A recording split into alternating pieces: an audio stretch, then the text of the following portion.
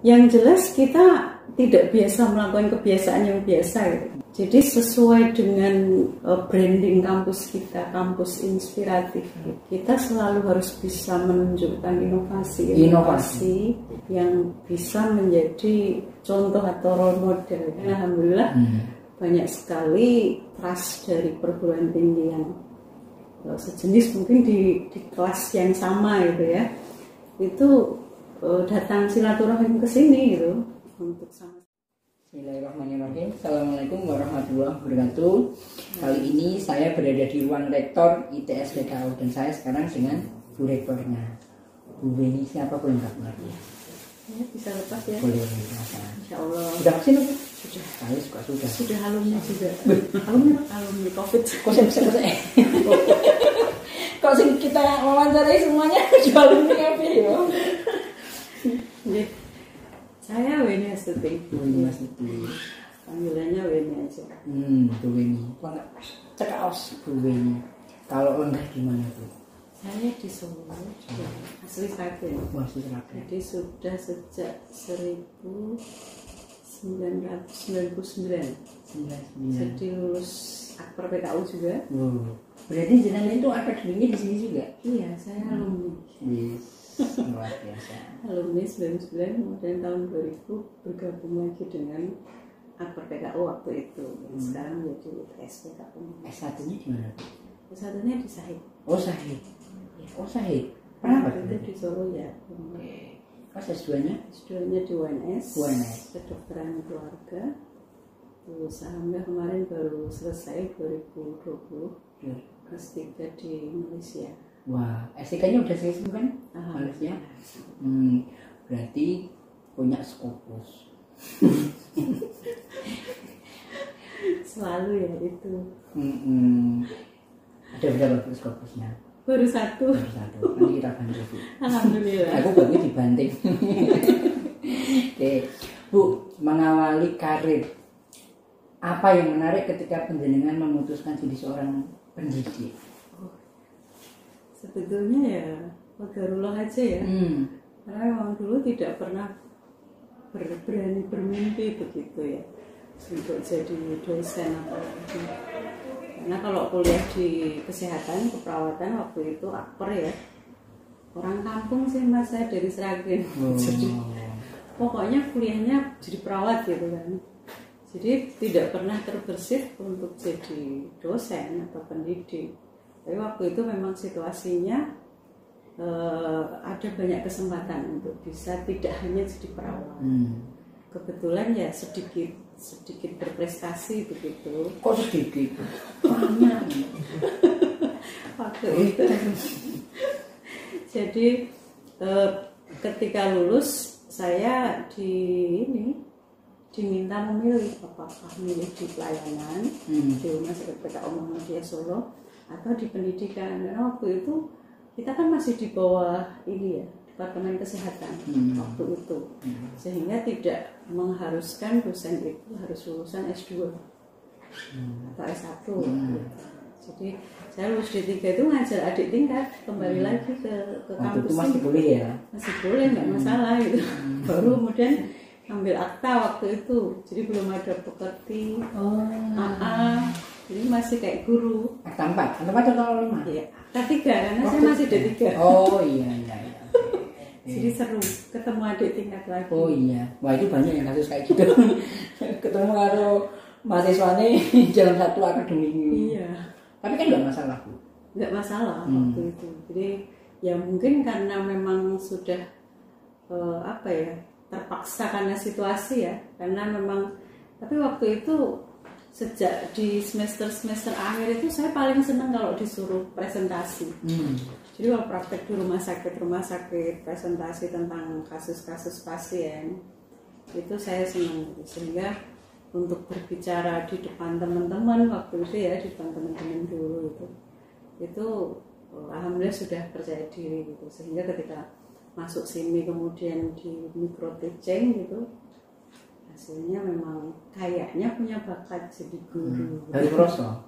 Iya, sebenarnya nggak ada keturunan dong. Bapak saya kan buruh tani. Ibu saya cuma bikin ini kasur dari kapuk waktu itu. Jadi memang saya berangkat dari keluarga sederhana. Apa menariknya atau apa urgensinya ketika ibu dari nol sewu dalam seperti itu kok kemudian bisa menjadi seorang edukator, pendidik? Apa yang bisa dipetik? Ya. Guyon itu guyonnya khas banget. Guyon itu kalau manis-manis. Jadi karena waktu itu apa ya di semester akhir itu saya aktif berorganisasi. Jadi yang awalnya saya itu biasa-biasa saja, maksudnya kurang begitu percaya diri. Begitu saya diberi tantangan oleh teman dosen itu, kok bisa ya ternyata saya, kok mampu ya, kok pede ya gitu. Akhirnya berarti ada sesuatu yang memang harus saya nanti harus berbeda sama teman-teman lah gitu.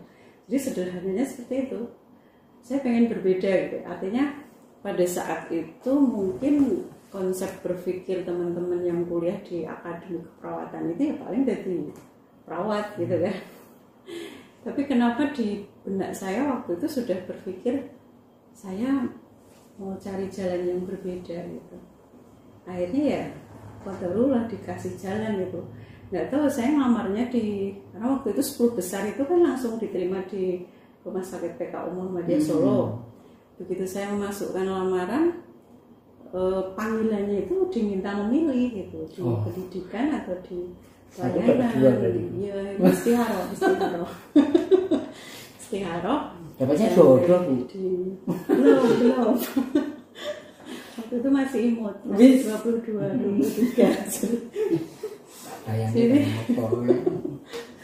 Jadi memilih di pendidikan dan nyaman, menyenangkan. Ternyata melihat waktu itu adik tingkat, kemudian juga ada mahasiswa-mahasiswa baru yang beberapa kali saya termasuk dulu terpilih menjadi dosen favorit gitu. Jadi bahkan setiap tahun itu yang memilih mahasiswa itu BEM waktu itu IKN gitu. Jadi alhamdulillah ini justru semakin menguatkan, inilah passion saya gitu. Akhirnya mulai sekolah lagi, kuliah lagi sampai segitu. Apa menariknya ketika di depan kelas? Apa ya? Pernah nggak ngalami juga lagi capek tapi begitu di depan kelas terus sembuh gitu, begitu power gitu? Kebetulan saya sejak lulus kuliah itu ngajar keperawatan jiwa. Wah, dia sakit jiwa ini. Jadi temanya itu selalu harus bagaimana membuat mahasiswa itu sehat jiwa kan. Artinya memang aku tak sekolahnya gini ya. Jadi sebelum ngajar itu gimana membangun mood kita dulu gitu, sehingga nanti mahasiswa tersemangati. Kebetulan juga saya diamanai di bagian kemahasiswaan. Jadi dekat sekali dengan mahasiswa itu. Rasanya kalau sudah masuk kelas itu mau keluar itu mau selesai itu berat gitu. Itu di KSKS jadi ini minum SKS skripsi. Kalau mau masuk kan agak males. Iya. Kita harus cari apa itu mood buster gitu kan. Tapi begitu sudah masuk ketemu mahasiswa itu luar biasa. Itu panggilan seorang pendidik itu seperti itu. Dan itu sing merasa pandai pasti akan merasa kayak gitu itu. Iya, alhamdulillah. Ambil S3. Kita gimana ceritanya?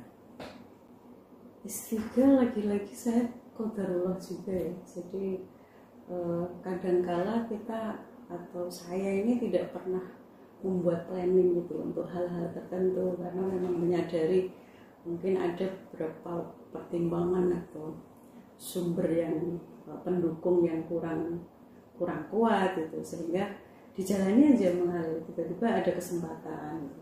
Nah S3 ini juga kebetulan dari yayasan dari Persyarikatan Muhammadiyah ini kan memang saya sejak 2012 itu kan diamanai jadi yang waktu itu Akper kan pimpinannya direktur. Kemudian saya wakil direktur waktu itu 1 tahun. Bidang? Setelah itu kemahasiswaan. Kemahasiswaan. Setelah itu kita berubah bentuk menjadi sekolah tinggi, saya yang diamanahi jadi ketua Stikes waktu itu. Sehingga di tengah-tengah itulah 2016 ya, saya 2016 di periode kedua saya dipilih kembali. Itu saya kan mengajukan untuk bisa kuliah itu ya, tetapi kan konsekuensinya memang harus saya pertimbangkan. Salah satunya tidak mungkin saya sambil menjabat gitu. Tapi oleh BPH dalam hal ini kan mendapatkan arahan bagaimana supaya bisa kuliah tetap jalan, tapi juga menyelesaikan amanah saya sebagai ketua Stikes. Akhirnya ambil by riset saya, jadi nggak ngambil di dalam negeri supaya bisa fleksibel waktunya. Itu kemudahan. Ya, alhamdulillah pertama di prodi itu atau program studi itu saya lulus di Malaysia. Fotonya ibu itu nampak di mana-mana. Bu nak misalnya jadi malu saya. Lu nggak usah malu, kenyataannya gitu. Itu nak misalnya masing-masing terus gimana? Di sana ada, di sana ada, di sana ada. Ya itu bagian dari ikhtiar kita ya. Jadi memang untuk sementara ini kata rumah saya loh ini ya. Kata rumah saya itu ITS ya identik dengan Bu Weni gitu. Iya. Itu sampai mengatur. Jadi itu justru dari para wartawan itu kalau memberi masukan itu iklan atau apa itu ya Sosoknya Bu Weni ada gitu. Ya barangkali pada saat itu tidak banyak pimpinan perguruan tinggi perempuan gitu yang pada saat itu juga masih muda. Sekarang kan sudah emang berapa? Seusia enggak? Emang berapa? Pada saat itu jadi saya masih yang 17. Oh sama. Oh iya. Aduh. Berapa tahun yang lalu? Oke. Jadi ketika ibu menjabat rektor, waktu itu apa yang kemudian terbersit pertama kali di benak ibu? Ya sebetulnya sama aja sih rasanya ketika saya diamanai wakil direktur, kemudian ketua sekolah tinggi, kemudian menjadi rektor, itu kan suasana hati dan suasana kampus itu sama. Hanya memang tantangannya lebih berat karena memang secara kelembagaan kan perubahan dari sekolah tinggi menjadi institut ini kan memberikan tantangan yang lebih berat lagi. Cuma sejak awal saya diberi amanah itu sudah selalu mindset saya harus saya buat optimis gitu. Karena perguruan tinggi ini di bawah Persyarikatan Muhammadiyah gitu. Nama besar Muhammadiyah, kemudian secara networking kita juga sangat punya kesempatan luas sekali untuk melebarkan itu di benak saya ya rugi kalau saya tidak bisa membesarkan institusi ini, sehingga optimisme ini yang saya harus terus sampaikan kepada teman-teman ya, tim saya di bawah ini, supaya kekuatan ini bisa menjadi modal besar ya. Ini kan tim ini kekuatannya sangat besar, di samping kita sudah punya, kalau analisa SWOT itu strength kita itu Persyarikatan Muhammadiyah gitu. Nama besar Muhammadiyah, jadi rugi kalau kita nggak bisa membesarkan ITS ini gitu. Jadi ya bismillah gitu, waktu diberi amanah rektor, bismillah saya harus bisa membesarkan institusi ini dan semanfaat yang sebesar-besarnya untuk umat. Ada tak begitu, slogan gitu dulu. Slogannya banyak ya. Kalau secara pribadi sejak dulu ini juga menjadi motonya ya, semacam semangatnya untuk institusi juga gitu. Kalau saya selalu berpikir jangan biasa melakukan kebiasaan yang biasa, kalau ingin menjadi biasa gitu. Biasa lain itu apa? Harus lebih ya Bu ya. Nah, yang lebihnya apa? Ya, oh iya. Contohnya lebihnya gimana? Oh iya, yang jelas kita tidak biasa melakukan kebiasaan yang biasa gitu. Untuk institusi juga seperti itu kita. Jadi sesuai dengan branding kampus kita, kampus inspiratif gitu. Kita selalu harus bisa menunjukkan inovasi yang bisa menjadi contoh atau role model untuk teman-teman perguruan tinggi sejenis. Ini sudah kita buktikan, alhamdulillah banyak sekali trust dari perguruan tinggi yang sejenis, mungkin di kelas yang sama gitu ya, itu datang silaturahim ke sini gitu untuk sama-sama belajar. Dan kita ingin apa yang kita lakukan ini menjadi inspirasi juga untuk teman-teman pengelola perguruan tinggi yang lain gitu.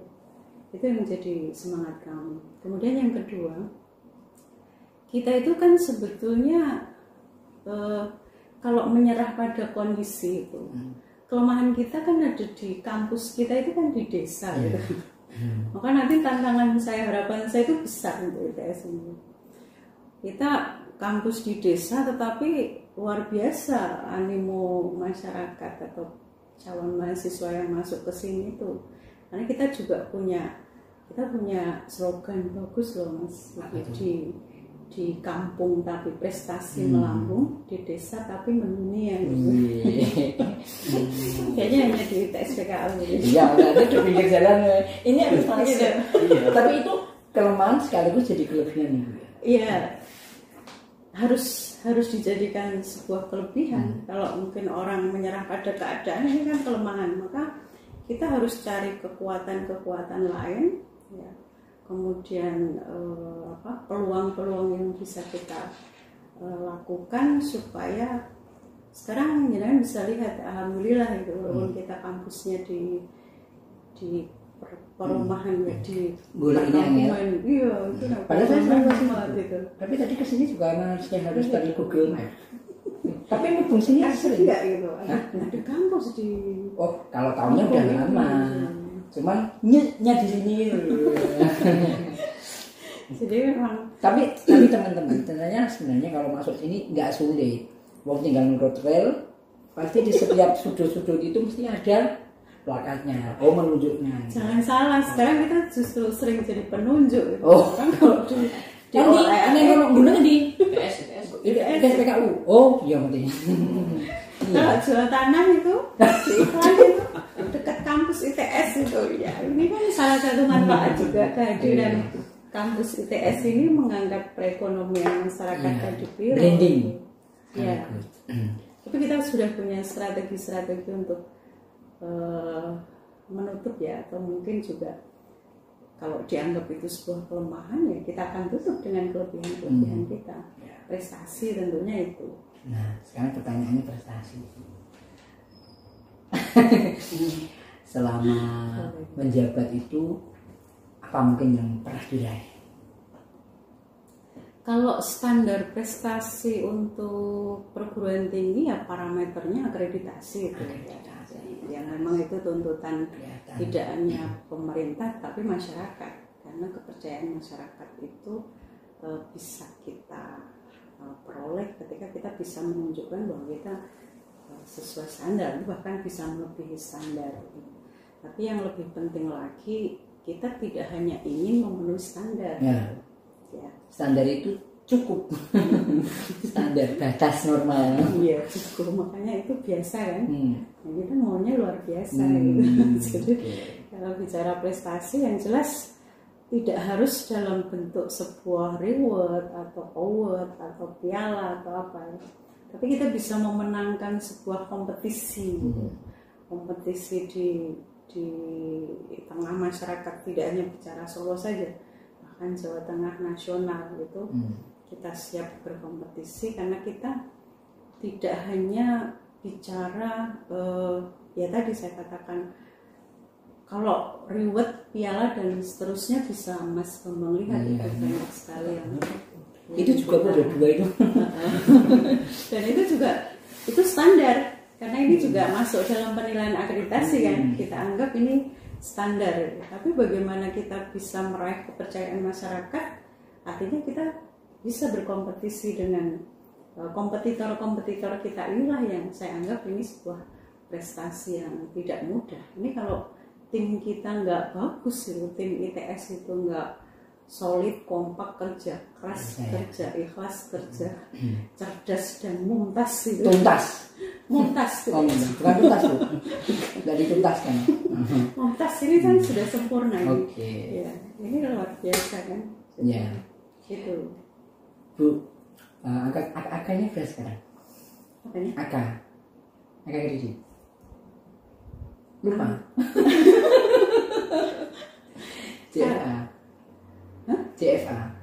Jabatan fungsional. Lupa Bu ya? Enggak. Kalau bicara pribadi ya. Ini kan berdobel. Sebentar lagi kan tinggal paling 100-200. Paling tak kira kita lebih bicara secara umum aja ITS gitu. Kalau saya secara pribadi, saya punya tanggung jawab moral untuk memotivasi teman-teman. Ya tentunya saya harus lebih leading dong di antara teman-teman gitu.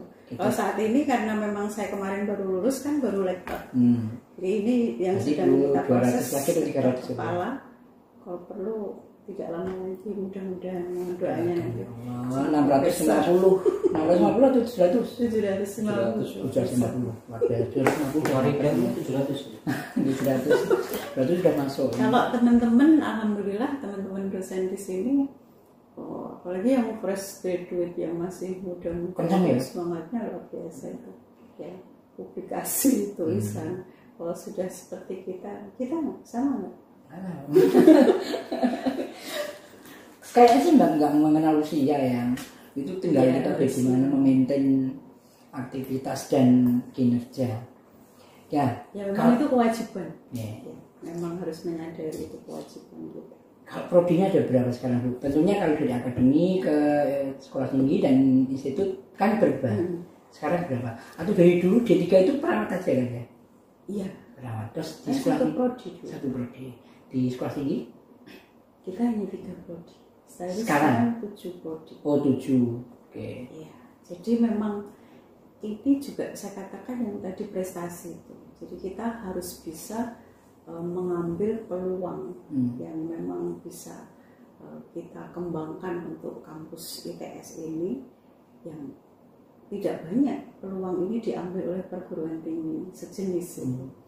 Jadi kalau kita bicara pengembangan institusi ini kan tidak bisa lepas dari 4 P ya. Jadi produk, price, kemudian promotion, satu lagi place. Ya, kalau pengembangan institusi, barang, jasa dan lain sebagainya itu. Nah, kalau bicara produk ITS ini, kecuali yang prodi lama ya, prodi barunya ini memang kita strateginya adalah prodi yang memang sangat dibutuhkan oleh masyarakat, langka dalam hal ini, kebutuhannya tinggi tapi produksinya tidak banyak atau kurang. Tidak banyak juga teman-teman perguruan tinggi bermain di sini karena banyak faktor. Bisa jadi ini terlalu cost-nya terlalu tinggi, mungkin juga SDM. Tapi kita berani gitu. Maka kemarin ketika kita melahirkan prodi anestesi dan elektromedik ini, kita sebut istilah ini tuh prodi yang prestisius dan ambisius. Iya. Waktu itu. Ini saya yang waktu membaca pertama elektromedis sama informatika medis apa ya? Bukan ya? Bukan yang elektromedis ya? Elektromedis, teknik elektromedis sama keperawatan anestesiologi. Ya. Kenapa kita bilang kenapa kita katakan prestis? Karena memang ini bukan prodi yang murah gitu ya. Secara sarana prasarana, SDM sumber yang harus kita siapkan untuk pengadaan lahirnya prodi ini tuh kosnya sangat tinggi.